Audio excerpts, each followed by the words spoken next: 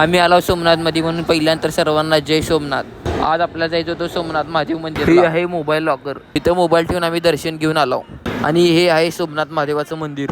हे सोमनाथ मंदिर 1951 साली सरदार वल्लभभाई पटेल यांनी बांधलेलं आहे. मंदिर तर एकदम प्रसन्नदायक होतं. तिथून आम्ही निघालो जुन्या सोमनाथ मंदिरकडे. हे जुने सोमनाथ महादेव मंदिर. हे मंदिर 17व्या शतकात पुण्यश्लोक श्री अहिल्याबाई होळकर यांनी त्या काळी बांधलेलं आहे. 12 ज्योतिर्लिंगापैकी पहिलं लिंग म्हणजे सोमनाथ महादेव मंदिर. आपलं जर दर्शन झालं, चला म्हणलं आता बाहेर.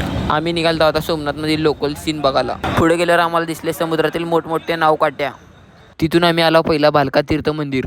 या झाडाखाली भगवान श्रीकृष्ण बसले होते. तेव्हा तिकडून जरांनी बाण मारला आणि ते बाण कृष्णाच्या पायाच्या अंगठ्याला लागला. त्यामुळे ही मूर्ती अशी आहे.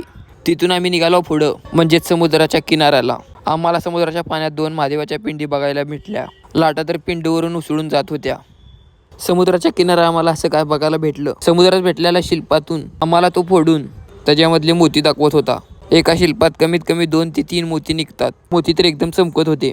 तिथून आम्ही निघालो पुढच्या मंदिराकडे. अण्णा तर पहिल्याच जाऊन बसल्या रिक्षात. तिथून आम्ही आलो डायरेक्ट गीता मंदिरमध्ये. भगवान श्रीकृष्णांची मूर्ती लयच भारी होती आणि शेजारच्याच मंदिरात राधाकृष्णांची पण मूर्ती होती. हे ती जागा आहे म्हणजेच त्या काळी कृष्णाचं दहन इथे केलं होतं. इथे दर्शन घेऊन आम्ही निघालो पुढं. आम्ही आलो मग सूर्य मंदिरात. इथे आम्ही सूर्य महाराजांचं दर्शन ते घेतलं. पुढचा ब्लॉग बघण्यासाठी लाईक फॉलो नक्की करा. जय सोमनाथ.